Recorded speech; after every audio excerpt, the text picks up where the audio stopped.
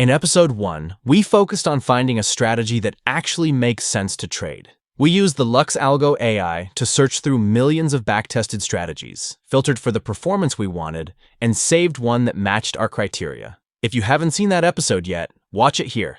In today's video, we're going to take a strategy, replicate it on TradingView, and then improve it. Because finding a strategy is only step 1. The real edge comes from taking control of it, testing it properly, and refining it into something that fits the way you actually trade. Let's get into it.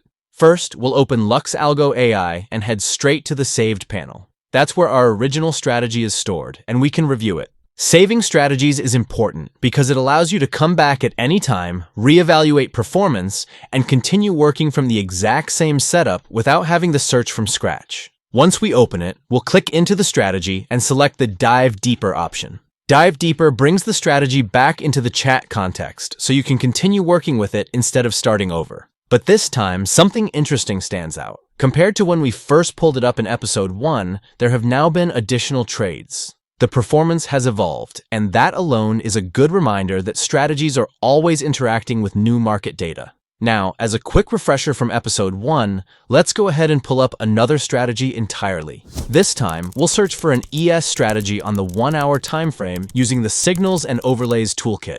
The goal here is to find something that currently has stronger performance metrics, so we have a better foundation to replicate and improve in today's episode.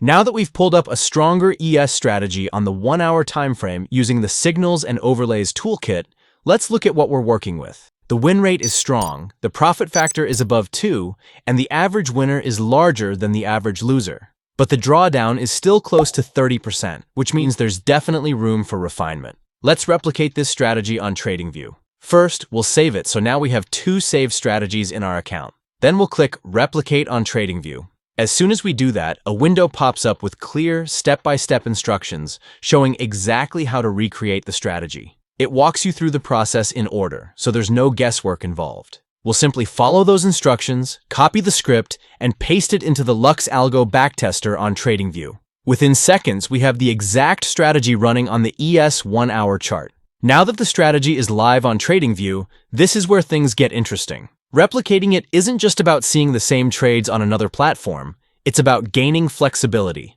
On TradingView, we can test it across different assets, experiment with multiple time frames, adjust settings, and visually inspect how it behaves in various market conditions. That's something you can't fully appreciate just by looking at performance stats alone. One of the first things we can do is expand the dataset. Many strategies include a timestamp or date filter in the script, limiting the backtest to a specific window of historical data. If we remove that restriction, we can now test the strategy over a much larger portion of history. When removing the timestamp, just make sure you also remove the AND operator in the script. This helps us see how it performs across different market cycles instead of just one selected period. However, in this specific case, we already have over 100 trades, so we'll keep our timestamp. And if the metrics appear slightly different from what we saw in LuxAlgo AI, that's completely normal. Differences in historical data, session settings, and how the backtesting engine processes fills can all cause small variations in results. What matters most is that the logic is consistent and the structure of the performance remains intact. From here, we move into improvement mode. One area that stands out in this strategy is the drawdown. Even though the overall performance is strong, we want to see if we can make it more stable. So what we're going to do next is integrate a stop loss and take profit into the strategy to help control risk. The LuxAlgo backtester gives us several fixed stop loss and take profit options to work with. We can test a percentage-based stop, which defines risk relative to entry price. We can use an ATR-based stop, which adjusts dynamically based on volatility.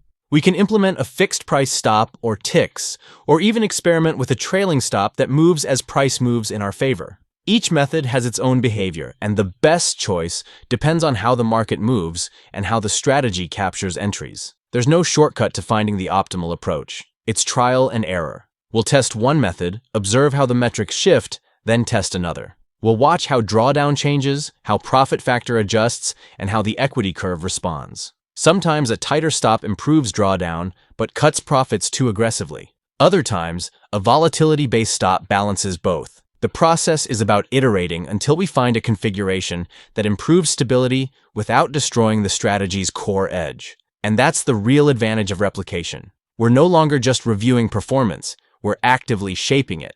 Now, after experimenting with a few combinations, we found that a trailing stop of 5 paired with a take profit based on an ATR value of 10 works well with this strategy. The equity curve remains smooth, but now we've added an extra layer of protection for when downside drawdowns occur, which, realistically, are unavoidable in any solid trading system. If you look directly at the chart, you can visually see the changes we implemented.